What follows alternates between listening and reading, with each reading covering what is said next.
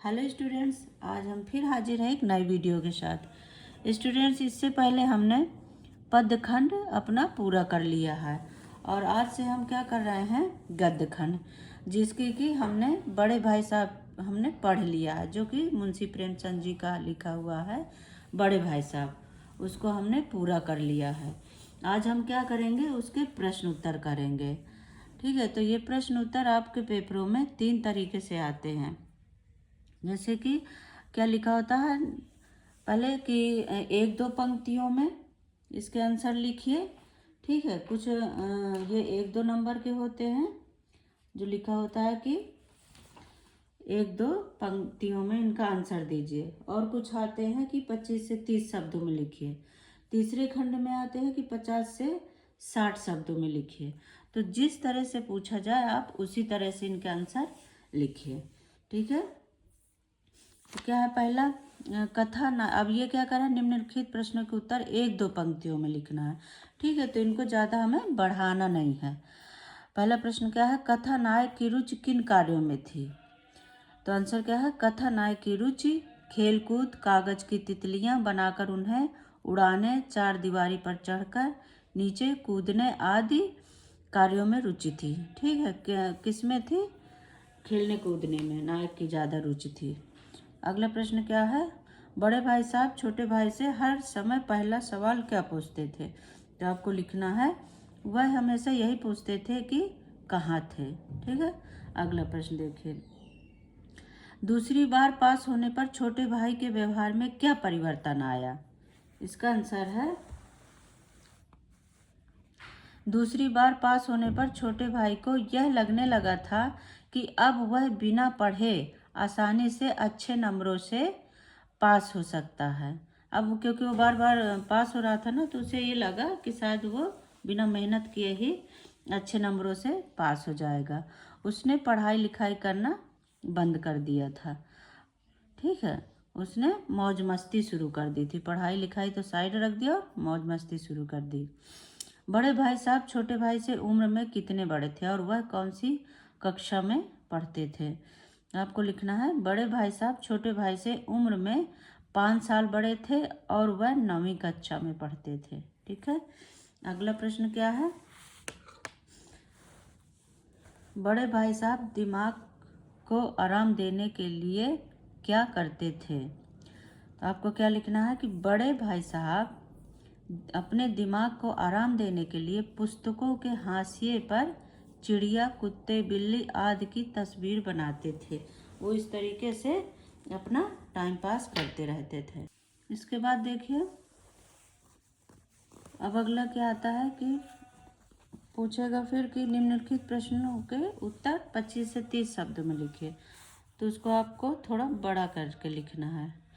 क्या पहला प्रश्न, छोटे भाई ने अपनी पढ़ाई का टाइम टेबल बनाते समय क्या क्या सोचा और उसका पालन फिर वो क्यों नहीं कर पाया?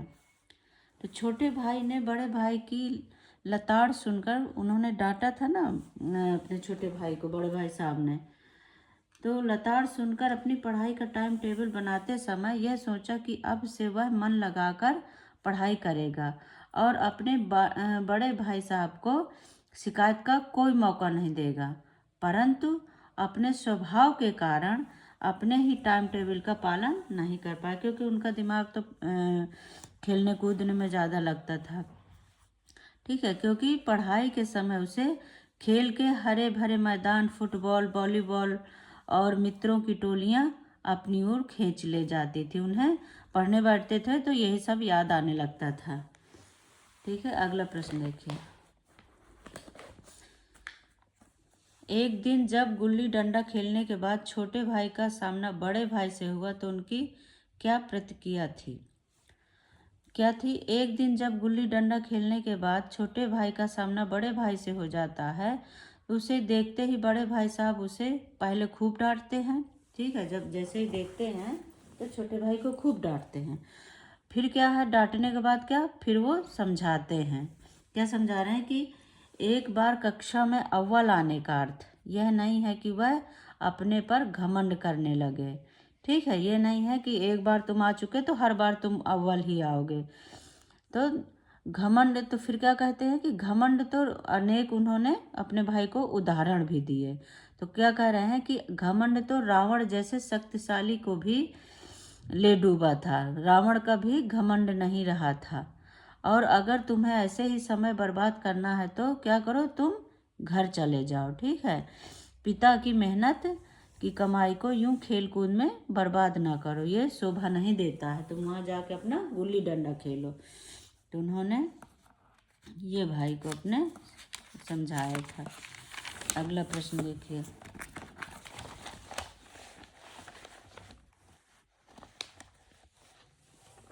क्या है, बड़े भाई साहब को अपने मन की इच्छा क्यों दबानी पड़ती थी। ठीक है,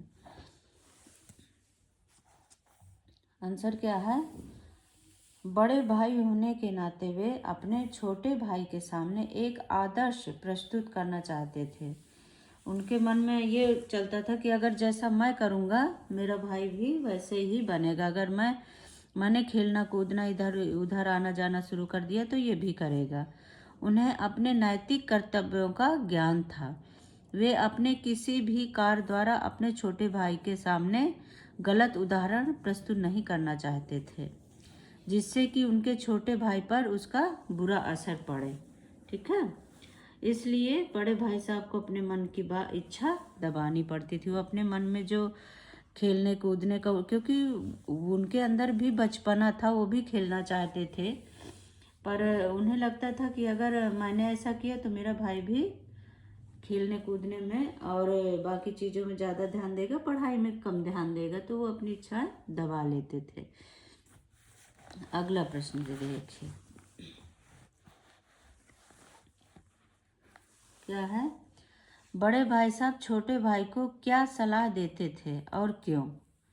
बड़े भाई साहब छोटे भाई को पढ़ाई के लिए परिश्रम करने की सलाह देते थे। उनके अनुसार एक बार कक्षा में अव्वल आने का अर्थ यह नहीं है कि हर बार अव्वल ही आए। घमंड और जल्दबाजी न करते हुए उसे अपनी पढ़ाई की नींव को मजबूती की ओर ध्यान देना चाहिए। ठीक है, वो सलाह देते थे कि तुम एक बार फर्स्ट आ गए हो, प्रथम आ गए हो, तो ऐसा नहीं है कि तुम हर बार ही प्रथम आते जाओगे और हर जिंदगी में हर चीज़ों में तुम प्रथम ही आओगे। तो तुम्हें क्या है, अपने ये सब चीज़ों के लिए जल्दबाजी नहीं करनी चाहिए, अपनी पढ़ाई पर तुम ध्यान दो। ठीक है, इसलिए छोटे भाई को समय समय पर वो पढ़ाई की ओर ध्यान देने के लिए उकसाते रहते थे और खेल कूद से ध्यान हटाने तथा मन की इच्छाओं को दबाने की सलाह देते थे, बड़े भाई अपने छोटे भाई को। अगला प्रश्न देख लेते हैं,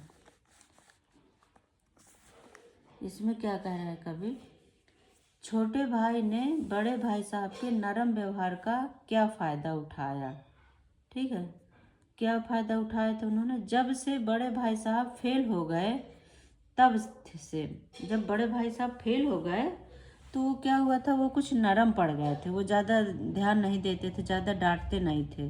तो इस चीज़ का क्या है, कवि ने गलत फ़ायदा उठा लिया। ठीक है, उसका फिर उन्होंने पढ़ाई से अपना मन हटा के और खेल कूद खूब खेलने कूदने लगे थे और पढ़ाई की तरफ ध्यान बिल्कुल भी नहीं देते थे। तो वही कह रहे हैं कि जब से बड़े भाई साहब फेल हो गए थे तब से वे कुछ नरम पड़ गए थे, जिसका छोटे भाई ने गलत फ़ायदा उठाना शुरू कर दिया। अब छोटे भाई की स्वतंत्रता बढ़ गई थी। ठीक है, जब उन्होंने वो ध्यान ही नहीं देते थे, कोई पूछताछ नहीं करते थे, तो वो स्वतंत्र हो गए थे। वह पढ़ने लिखने की अपेक्षा सारा ध्यान खेल कूद में लगाने लगे थे। उन्हें लगने लगा था कि वह पढ़ें या ना पढ़ें, परीक्षा में पास तो हो ही जाना। उन्हें अब कहते नहीं कि जिसको कोई चीज़ आसानी से मिल जाती है तो वो उसकी इज्जत नहीं करता, तो वही चीज़ थी। अब उन्हें पास होना कोई बड़ी बात नहीं लग रहा था, लग रहा था कि मैं पास हो रहा हूँ और आगे भी ऐसे ही पास हो जाऊँगा। तो उनके मन में अपने बड़े भाई के प्रति डर और आदर सम्मान कम होता जा रहा था। वह पतंगबाजी और कनकौवे उड़ाने में अपना समय गंवाने लगे थे। वो पतंग उड़ाना और कनकौवे पकड़ना, ये सब में उनका दिमाग ज़्यादा लगने लगा था और पढ़ाई से बिल्कुल ही उनका मन हट चुका था। ठीक है, तो आगे देखते हैं अगला प्रश्न। अब देखिए क्या है, उसी में फिर आते हैं प्रश्न आपके कि निम्नलिखित प्रश्नों के उत्तर कितने में देने हैं? 50 से 60 शब्दों में। ठीक है, तो आपको पेपरों में ये जरूर पढ़ लेना है और जितना पूछा जाए आप उसी अनुसार ही आंसर लिखिए। इसमें क्या करें कि बड़े भाई की डांट फटकार अगर न मिलती तो क्या छोटा भाई कक्षा में अव्वल आता? अपने विचार प्रकट कीजिए। ठीक है, तो इसमें क्या कह रहे हैं, पूछ रहे हैं कि अगर बड़े भाई अपने छोटे भाई को ना डांटते तो क्या वो अव्वल आते कक्षा में? तो बिल्कुल ये सच बात है कि अगर हमारे अंदर से बड़ों का कंट्रोल हट जाएगा तो हम गलत रास्ते चले ही जाएंगे, हमें किसी चीज़ का भय नहीं रह जाता है ना। तो वही कह रहे हैं कि मेरे अनुसार बड़े भाई की डांट फटकार का ही अप्रत्यक्ष परिणाम था कि छोटा भाई कक्षा में अव्वल आता था। उनको डर होता था कि नहीं पढ़ने बैठूंगा तो मुझे डांट पड़ेगी। ठीक है, तो ये सब चीज़ें होती हैं कि हम बड़ों को डरते हैं तो वो हमारे लिए बहुत सही रहता है, क्योंकि छोटे भाई को वैसे भी पढ़ने लिखने की अपेक्षा खेल कूद में ज़्यादा मन लगता था। उनका पढ़ने में तो ज़्यादा मन लगता नहीं था, खेलने कूदने में ही मन लगता था। तो ये तो बड़े भाई के डांट का असर था कि वह घंटा 2 घंटा पढ़ाई कर लेता था। घंटे 2 घंटे पढ़ते थे, लेकिन उस टाइम पर वो मन लगा कर पढ़ते थे, जिसके कारण वो परीक्षा में अव्वल आ जाता था। यदि बड़े भाई उसे स्वतंत्र छोड़ देते तो वह बिगड़ भी सकता था। अगर वो ध्यान न देते, छोड़ देते, खेलने देते, तो फिर कोई डर ही नहीं रह जाता, तो वो क्यों पढ़ते, और नहीं पढ़ते तो अव्वल क्यों आते। तो इसलिए मेरे विचार से बड़े भाई की डांट फटकार जरूरी थी। ठीक है, क्या बड़े भाई की डांट फटकार जरूरी थी। अगला प्रश्न देख लेते हैं। इस पाठ में लेखक ने समूची शिक्षा के किन तौर तरीकों पर व्यंग्य किया है? क्या आप उनके विचार से सहमत हैं? ठीक है, अब इसमें देखिए क्या कर रहे हैं, आपको क्या लिखना है। हाँ, मैं बड़े भाई साहब पाठ के अंतर्गत लेखक द्वारा शिक्षा पर किए गए व्यंग्य से पूरी तरह सहमत हूँ, क्योंकि इस प्रकार की शिक्षा प्रणाली में बच्चों में मौलिकता नष्ट हो जाती है। उनका स्वाभाविक विकास, विभिन्न प्रकार के आंतरिक गुणों का विकास नहीं हो पाता है। ठीक है, वो डर में ही रह जाते हैं, जो माँ बाप कहते हैं वो वही करते हैं, वो अपने मन का, फिर उनकी किस काम में रुचि है वो नहीं कर पाते हैं। इसमें यही लेखक ने यहाँ पे बताया है।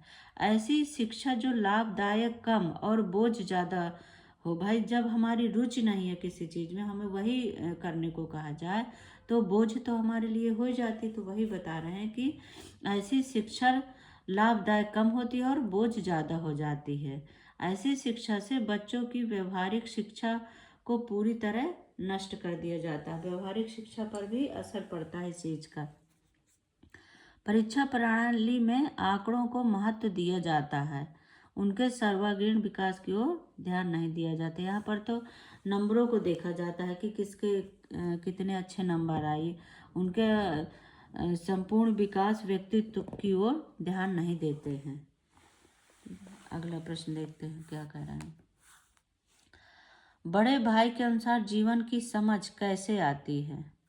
बड़े भाई के अनुसार क्या लिखना है आपको। बड़े भाई के अनुसार जीवन की समझ ज्ञान के साथ अनुभव से आती है। बड़े भाई क्या सोचते थे कि ज्ञान तो है ही हमारे पास। उन्होंने कहा था ना कि हमारे दादा दादी जो हैं वो अपने अनुभव से ही घर चलाते हैं और सब लोगों की व्यवस्था करते हैं। तो वही कह रहे हैं कि बड़े भाई के अनुसार जीवन की समझ ज्ञान के साथ साथ अनुभव भी जरूरी है। अनुभव से भी हमें जीवन की समझ आती है।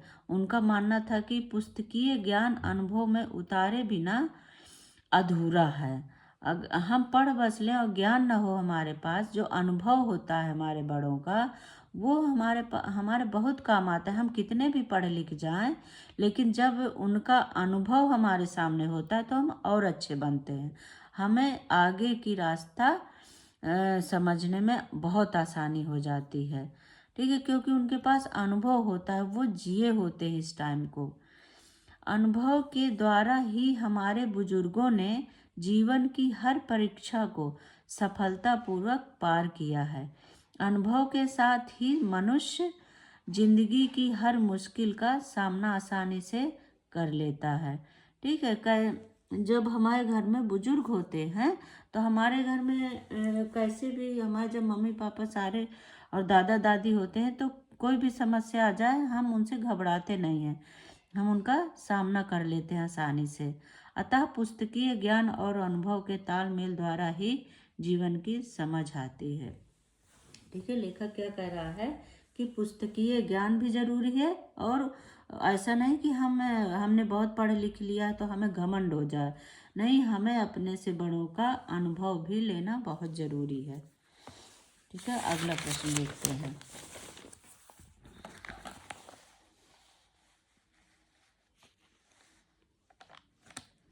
क्या प्रश्न है? छोटे भाई के मन में बड़े भाई साहब के प्रति श्रद्धा क्यों उत्पन्न हुई? ठीक है, क्या करें? छोटे भाई के मन में बड़े भाई साहब के प्रति श्रद्धा क्यों उत्पन्न हुई थी?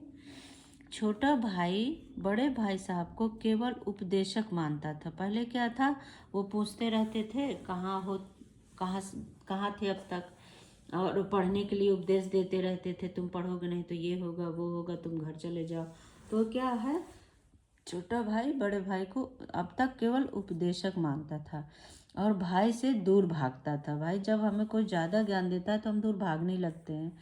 फिर जब परीक्षा में लगातार 2 वर्ष तक बड़े भाई फेल हो गए और छोटे भाई पास होते चले गए तो उनके अंदर, किसके, छोटे भाई के अंदर घमंड आ गया और बड़े भाई के नरम स्वभाव से अनुचित लाभ उठाने लगे। जब वो कुछ बोलते नहीं तो वो आराम से खेलते कूदते पढ़ते नहीं थे। एक दिन बड़े भाई ने डांटते हुए अनेक उदाहरणों से समझाया। तब से छोटे भाई के मन में बड़े भाई के लिए श्रद्धा उत्पन्न हुई। ठीक है, जब उन्होंने समझाया कि मैं मतलब तुम्हारा भला ही चाहता हूँ, तुम्हारे पढ़ने के लिए मैं बोलता हूँ। तो ये सारी और अनेक उदाहरण दिए कि देखो रावण का भी घमंड नहीं रहा था। ऐसे अनेक उदाहरण देकर जब समझाया, जब से पता चला कि उसके बड़े भाई साहब उसे सही राह दिखाने के लिए कितनी ही इच्छाओं का अपने गला घोंट रहे हैं, उसे आभास हो गया कि उसकी सफलता के पीछे भाई की ही प्रेरणा है। ठीक है, अगला प्रश्न देखते हैं। क्या है प्रश्न?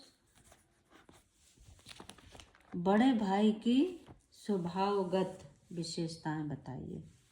बड़े भाई की स्वभावगत विशेषताएं बतानी है। इसमें क्या है? बड़े भाई की स्वभावगत विशेषताएं निम्नलिखित हैं। बड़े भाई साहब परिश्रमी विद्यार्थी थे। ठीक है, इसमें जो जो आप लोगों ने लेसन में पढ़ा है और बड़े भाई साहब के लिए महसूस किया, वही चीज़ें यहाँ पर आप बना बना के लिखते जाएं। ठीक है, और क्या था, वो परिश्रमी थे ही, वो पढ़ते ही रहते थे। जब पढ़ने से जी भर जाता था तो क्या करते थे, चित्र बनाते रहते थे। बड़े भाई साहब कुशल वक्ता थे, वो अच्छे से अपने भाई को समझाते थे, पढ़ने के लिए प्रेरित करते थे। उन्होंने अनेक उदाहरणों से छोटे भाई को समझाया था। बड़े भाई के लिए बड़ों के लिए उनके मन में बड़ा सम्मान था। बड़ों के लिए भी उनके मन में, वो बताते हैं कि पढ़ाई के साथ साथ हमें अनुभव की भी ज़रूरत पड़ती है आगे बढ़ने के लिए। अगला नंबर क्या है? बड़े भाई साहब अनुशासित थे, इसलिए टाइम टेबल फॉलो करते थे। वो हर काम अपने टाइम से करना उन्हें पसंद था कि जब और उसके लिए वो अपना टाइम टेबल बना के रखते थे और अपने छोटे भाई को भी टाइम टेबल के लिए बोलते थे। ठीक है, अगला प्रश्न हमारा देखते हैं।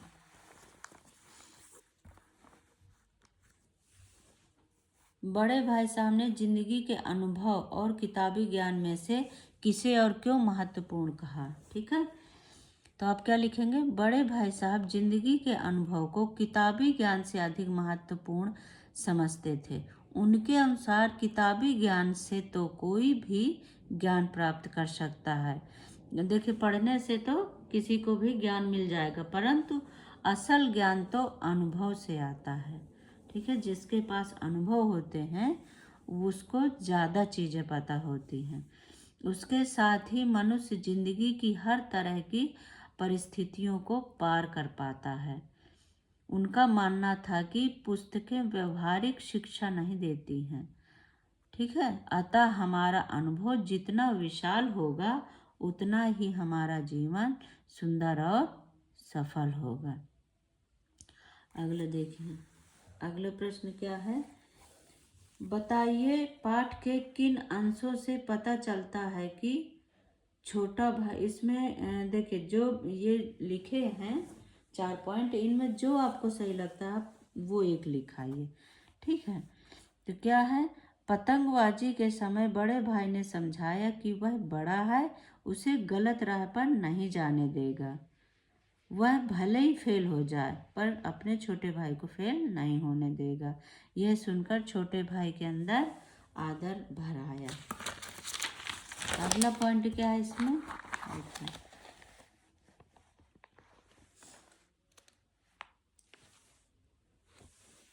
बड़े भाई साहब को जिंदगी का अच्छा अनुभव है। बड़े भाई साहब को जिंदगी का अच्छा अनुभव, इस पे आप क्या लिखेंगे? बड़े भाई को जिंदगी का बड़ा अनुभव है क्योंकि वे जानते हैं कि दादा ने अपनी मेहनत की कमाई से सम्मान पूर्वक परिवार का पालन किया है। बड़े भाई जानते थे कि अपनी इच्छाओं पर काबू करके ही वह छोटे भाई को ठीक से रख सकते हैं और अच्छी राह, अच्छी दिशा दिखा सकते हैं। ठीक है, अगला प्रश्न क्या कह रहा है? बड़े भाई साहब के भीतर भी एक बच्चा है। इस पॉइंट पे क्या लिखेंगे? बड़े भाई साहब छोटे भाई को समझा रहे थे कि उसी समय एक कनकौवा उनके ऊपर से गुजरा तो भाई साहब लंबे होने के कारण उसकी डोर पकड़ ली और हॉस्टल की तरफ दौड़े। तो ये देखकर उन सबको यही लगता है कि उनके अंदर भी बच्चा है। ये सब बच्चा होने का प्रमाण है। अगला प्रश्न, बड़े भाई साहब छोटे भाई का भला चाहते हैं। इसमें क्या लिखेंगे आप? बड़े भाई साहब छोटे भाई को ज़्यादा खेलने के लिए डांटते हैं, उसको भला बुरा में अंतर बताते हैं कि क्या तुम्हारे लिए अच्छा और क्या बुरा है। वे चाहते थे कि उनका छोटा भाई ठीक रहे और अव्वल आए। ठीक है बस स्टूडेंट्स, तो ये हमने आज पूरे किए बड़े भाई साहब के प्रश्न उत्तर। अगली वीडियो मेरी आएगी इसका नेक्स्ट चैप्टर के लिए, तो आप देखिए। और आपको ये वीडियो कैसी लगी आप कमेंट करके ज़रूर बताइए और इसको समझिए आप। ठीक है बच्चों, थैंक यू, बाय बाय।